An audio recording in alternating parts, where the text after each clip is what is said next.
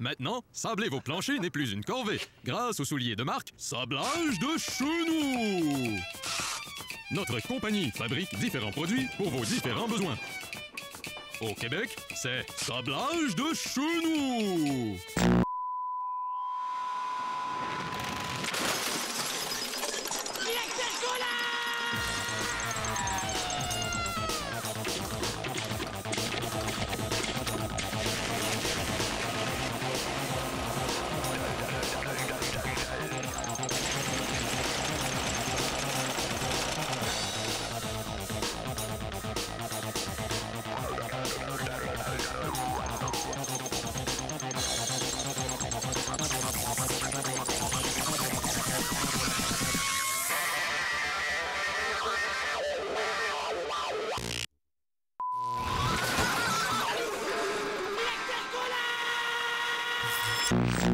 Partis vers les confins sidéraux pour y propager leur civilisation, 3 cosmonautes s'échouent sur un monde hostile. Parcourant des terres désolées, ces aventuriers courageux sont soumis à de rudes épreuves qui ébranlent les fondements même de leurs convictions. On devrait rester ici. Les secours vont sans doute arriver. Tu crois encore au Père Noël, toi?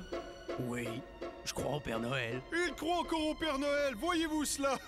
C'est à mourir de rire. Au terme de ce dangereux périple, ils trouvent enfin le salut. Vous avez vu? Dans 2 mois, nous serons les maîtres de cette planète. Mais un terrible secret plane sur cette planète sauvage.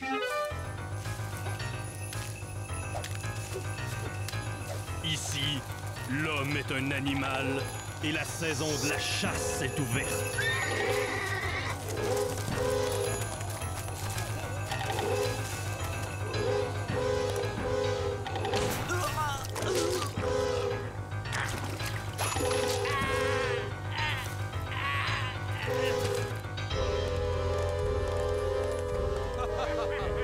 Allez, levez la tête. Allez, allez!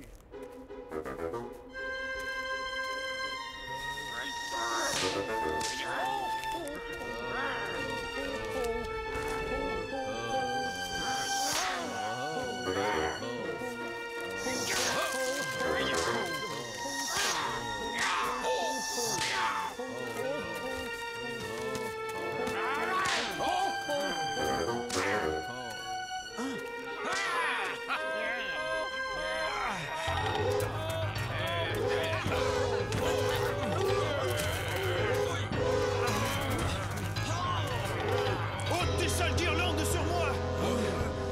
Il est impossible que cet animal ait pu parler! Nous allons vous condamner à mort, tailleur. Un animal savant qui sait parler peut perturber l'ordre des choses. Ce tribunal est une farce! Sur la planète d'où je viens, les Pères Noël sont des hommes costumés qui donnent des cadeaux et font plaisir aux enfants! Je vous accuse, tailleur, d'être un menteur doublé d'un hérétique. Il est inconcevable de penser que les Pères Noël, qui ont toujours dominé la planète, aient pu déjà avoir été des hommes déguisés.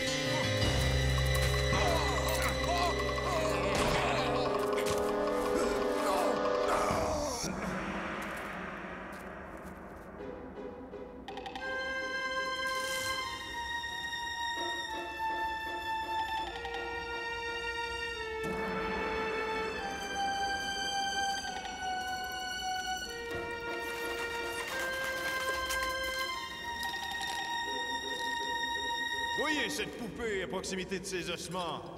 Ne prouve-t-elle pas que c'est l'homme qui a inventé le Père Noël? Hein?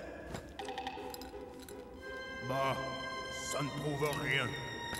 Cette grotte a dû être la maison d'un Père Noël des temps anciens. Et ces ossements ont dû appartenir à ces animaux de compagnie. Et pourquoi un Père Noël aurait fabriqué une poupée à son image qui fait ho ho ho, hein?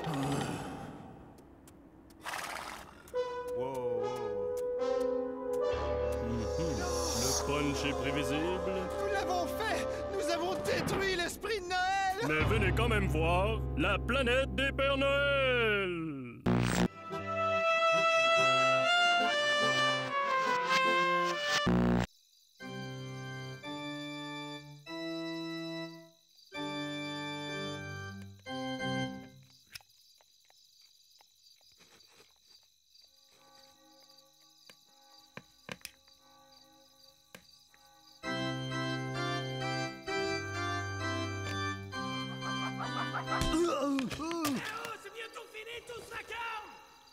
des limites au manque de talent, oh, je vous jure.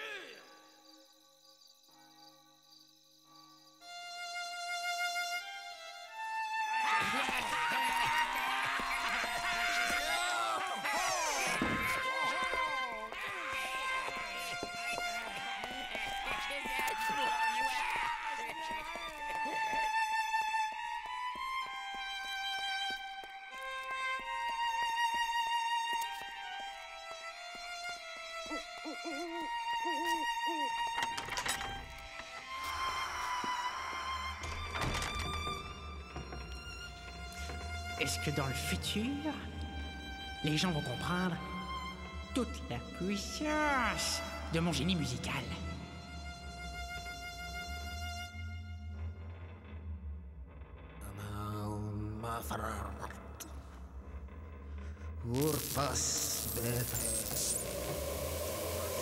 La Cherki Helix, une berline familiale qui a du mordant.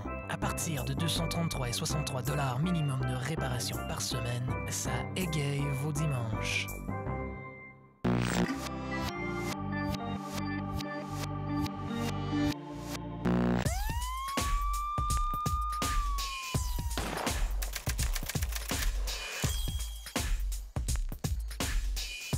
Ce matin du 24 juin 2001, le concierge d'un immeuble d'un quartier résidentiel de Québec a découvert le corps de Stéphane Beaulieu, décédé à la suite d'une importante hémorragie nasale. Il s'agit d'une mort des plus douteuses à en juger par la posture du corps et de l'environnement où il se trouve. C'est en ma qualité de coroner que je ferai la lumière sur ce mystérieux dossier. La première hypothèse concernant la cause du décès de la victime est le règlement de compte. Bien souvent, les jeunes gens se retrouvent dans des situations qui les dépassent. Des bandits, sans pitié, avides de faire couler le sang des innocents, peuvent très bien avoir porté le coup fatal à l'os nasal du malheureux, qui s'est rétracté jusqu'au centre du cerveau, le mettant instantanément hors fonction. Le sac en papier sur le visage de la victime a-t-il pu avoir une quelconque fonction dans le cas de cette agression? Par exemple, amplifier la force du coup de poing ou quelque chose comme ça? Non. Ayant trouvé une faille dans la théorie du règlement de compte, l'hypothèse la plus cohérente est celle du décès par l'intoxication due à une surdose de narcotiques. Le jeune narcomane et revendeur bien connu des milieux policiers et répondant au nom de Stéphane Beaulieu devait se préparer une dose létale de sa propre marchandise quand l'incident s'est produit. Sa dépendance, devenue incontrôlable, lui a fait perdre tous ses moyens et l'a amené à un décès prématuré. La police de Québec compte parmi ses rangs des spécialistes en médecine médico-légale qui sont capables, grâce à des techniques de pointe, de détecter jusqu'à 1 mg de colle dans l'organisme de n'importe quelle sale droguée. Nous pourrons enfin, je l'espère, faire de ce dossier une affaire classée.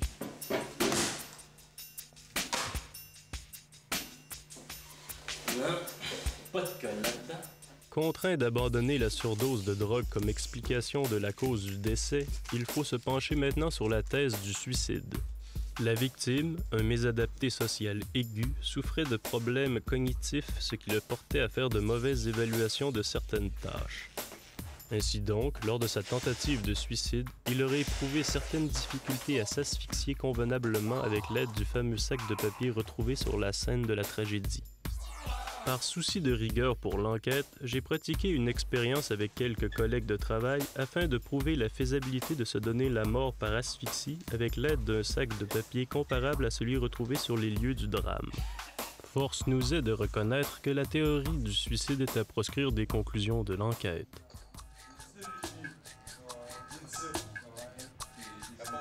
La présence de ces bouteilles m'ont ouvert une nouvelle piste et, n'écoutant que mon intuition sans borne, j'ai suivi un nouveau filon.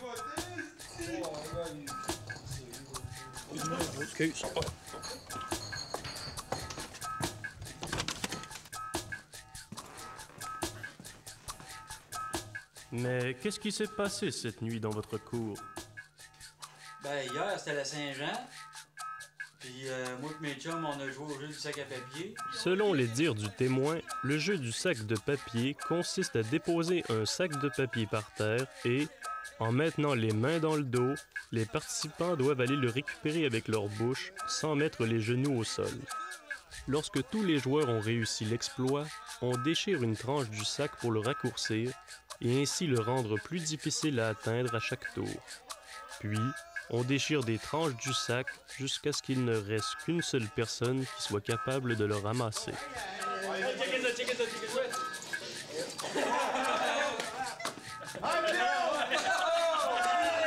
C'est Stéphane qui a gagné la game, puis moi j'étais allé me coucher, puis les gros gars allaient se coucher aussi.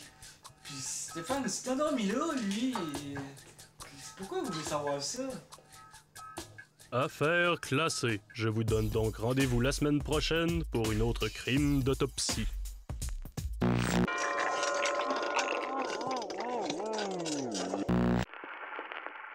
jeune homme, je m'appelle Hans van der Erschenklein et je suis le réalisateur du film. L'audition consiste pour vous à interpréter un mouvement que j'ai nommé l'Anshuka. Rassurez-vous, c'est un mouvement très facile à reproduire. Regardez bien, je vous en fais la démonstration.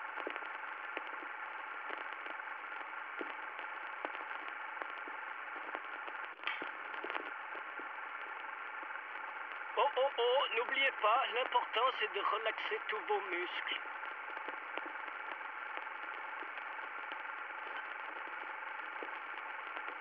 Non, ce n'est pas tout à fait ça. Reprenez, je vous prie.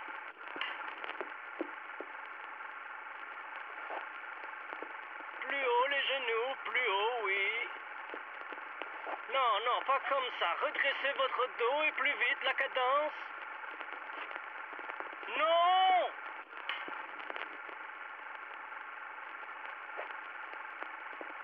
Non, vous n'y êtes pas. Il faut ressentir le mouvement. Laissez l'Anshuka prendre possession de votre corps. Désolé, je n'y arriverai pas. J'abandonne.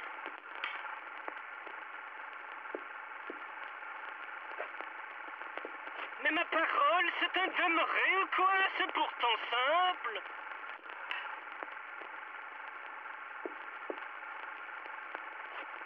Allez, allez, espèce de mauviette, allez, bougez votre gros cul. Dummkopf, sehen Sie ein Faulenzer? Blöder Kerl, sehen Sie nur für die Remise?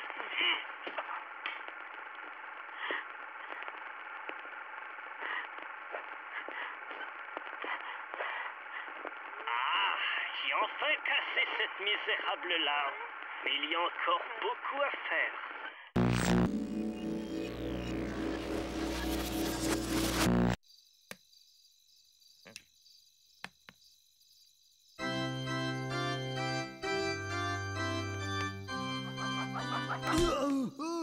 C'est bientôt fini, tout ce vacarme! Oh, mais il y a des limites au manque de talent! Oh, je vous jure! Est-ce que dans le futur, les gens vont comprendre toute la puissance de mon génie musical?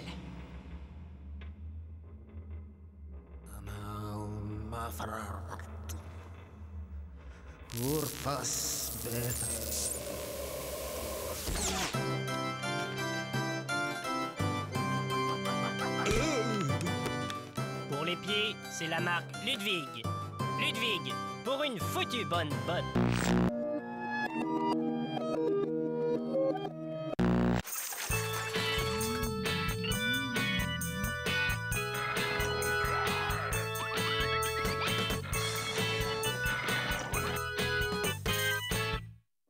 Sortez-vous de ce mes amis. Nous voici sur le glacier d'Okamook. C'est vraiment excitant de se retrouver ici en vacances. Je meurs d'envie de rencontrer des sauvages. Tu ne devrais pas les appeler ainsi, Sandy. Ce sont des Inuits. Ils vivent sur ce glacier depuis des centaines d'années. Ce ne sont plus des primitifs. Regarde, Salami, je parle! Ouais, moi aussi. On ne pourrait pas s'arrêter prendre une collation? Sans doute dans le petit village où nous allons passer la nuit. C'est vraiment excitant l'idée de dormir dans un igloo parmi les sauvages. Les Inuits sont réputés pour être des gens très accueillants et non pas des sauvages. Oh, Salami, j'ai un petit creux! Mais oui, on arrive. Bon, allons dormir dans un hôtel. Allez-vous-en! Partez d'ici et ne revenez plus! C'est un endroit maudit! Et s'il y a un monstre qui hante ces lieux? Cet homme a vraiment une sale gueule. Je dirais même plus. Cet homme a l'air suspect. Oh, salami, je meurs de faim! Moi aussi. Y a rien d'autre à manger ici que des popsicles. En plus, on se les gèle. Arrêtez de vous plaindre et couchez-vous. La nuit polaire vient de tomber et elle sera longue. Et comme dit le dicton, qui dort dîne. Mais y en a pas un qui peut la lui fermer à cette poufiasse? N'ayez pas peur, mes amis, je viens en paix. Nous avons cru un instant que vous étiez le monstre qui hante ces lieux. Je vois que vous connaissez la légende d'Okamuk. Je m'en réjouis car vous devez certainement savoir qu'il est dangereux de sortir dehors la nuit. L'esprit d'Okamuk est en colère présentement. Depuis qu'il sait qu'un riche entrepreneur de la compagnie d'eau de source Nayo tente d'expulser les habitants de ce petit glacier pour en faire de l'eau en bouteille, l'esprit est en furie. Ce riche entrepreneur, c'est l'homme de la voiture. Tu l'as dit, Bouffi. Okamuk voudrait bien le chasser, mais il est tenace. D'une part, il veut expatrier mon peuple, et d'autre part, il fait peur à tous les nouveaux arrivants. Bon, c'est bien beau tout ça, vieux sénile, mais on voudrait dormir ici.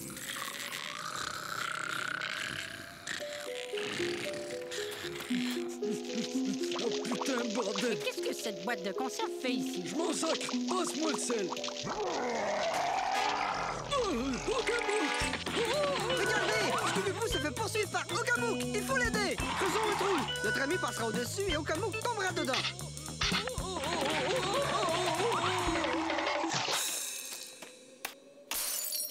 Bravo! Ce monstre est en réalité un imposteur. Mais c'est le vieux sauvage. Cet Inuit se fait passer pour Okamuk pour faire peur au président de Nayo. En ressortant cette vieille légende, il voulait effrayer ce riche entrepreneur. Mais celui-ci n'a jamais réellement mordu à cette histoire de monstre. Bravo les enfants pour avoir capturé ce faux monstre. Vous avez raison. Je n'ai jamais cru à ces sornettes. C'est évident, car vous êtes en réalité le vrai Okamuk! Okamuk ne pouvait plus supporter la présence de tous ces Inuits sur son territoire. Pour pouvoir se débarrasser de cette population, il s'est fait passer pour le président de Nayo pour ainsi les forcer à s'expatrier.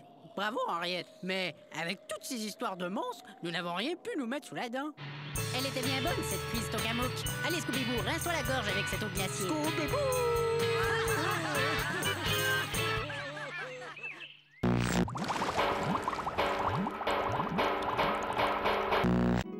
Monsieur Vander Agenklein, à quoi les gens doivent-ils s'attendre en allant voir l'Anchuka, les steppes de la passion? Écoutez, mon film est tout d'abord une œuvre transcendante qui fracture l'illusion du matérialisme au profit de la cohésion entre l'esprit et le mutisme prolétaire. Jean-Patrick Barivin, jouer dans un film de Vander Agenklein a dû être une expérience fabuleuse pour vous.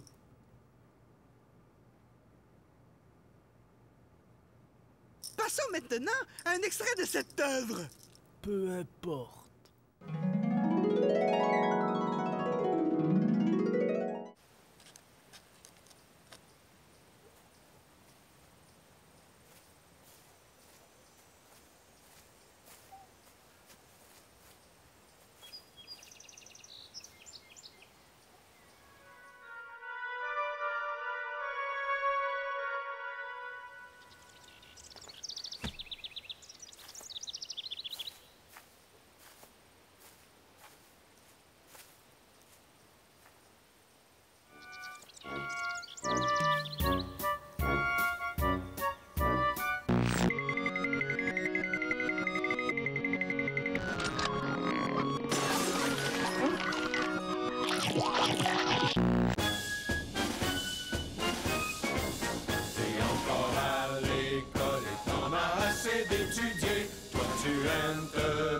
Tu aimes sacrer les volets. Pour toi les autres c'est rien qu'une estique belle gang de télé. La vraie vie pour toi mon gars c'est engagé dans l'armée, dans l'armée. La vraie vie c'est dans l'armée. On va te raser puis ensuite on va te poser une antenne. Tu verras comme ça t'auras plus jamais de problème. On te fera faire du sport à t'en persuer comme un porc. Comme tu vois mon gars, tout ça c'est fait pour toi. Dans l'armée, dans l'armée, la vraie vie c'est dans l'armée. Si tu te joins, on va te fournir de la puissance balistique pour anéantir tous les ennemis de l'Amérique. Tu bâtiras une réputation de gloire basée sur le nombre de bières que tu peux boire. Qu'est-ce que t'attends? Allez, viens combattre les méchants. méchant. Avec tes bottes, ton gun, ton antenne, pis ton capitaine. Qu'est-ce que t'attends, mon gars? Tu vois bien que tout ça, c'est pour toi. La vraie vie, mon homme, c'est dans l'armée. Tu seras pas tuable sur le champ d'honneur. Tu seras pas tuable